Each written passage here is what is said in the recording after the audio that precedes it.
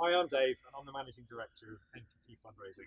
And over the past few weeks, we at NTT have been sharing our 30 years experience of the data-driven marketing world by pushing out some of these videos, laying out some tips and advice for people who are getting involved in data-driven marketing for the first time. So this video is tip number 3, make sure you're focusing on all the KPIs. Now, obviously in tip number 1, we talked about creating an objective for a campaign, and we talked about using that objective to drive out the success criteria of a campaign.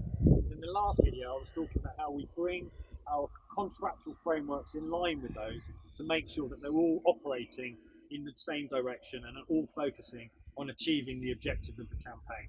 But at this point, it becomes how we start measuring and reflecting on whether or not those success criteria are being met. Now, there are probably 5 or 6 key metrics in every single data-driven marketing campaign, and they're not always the same. Some channels focus on redundancy rates, some channels focus on bounce back rates, some channels have expected high conversion rates, some expect low conversion rates. The purpose of this video is to really say that before you start the campaign, you should have pulled out your success criteria. You should look at your commercials, and you should have a very clear understanding of what are the most significant KPIs that influence your campaign. And those are the ones that you need to start measuring and reporting on as close to real time as possible. Because one of the key advantages of data-driven marketing is the ability for you to react to what you're seeing and make changes and adjust the strategy of your campaign based on the feedback that you're getting. And that feedback is really great and really powerful, as long as it is actually the correct feedback and you're not measuring the wrong things.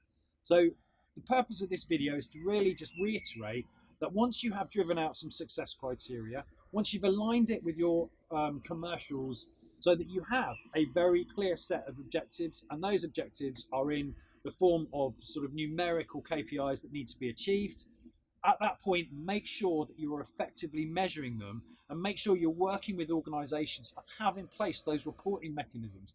Because without those reporting mechanisms and without that feedback, your data-driven marketing campaign will never be as successful as it would be with that level of immediate feedback.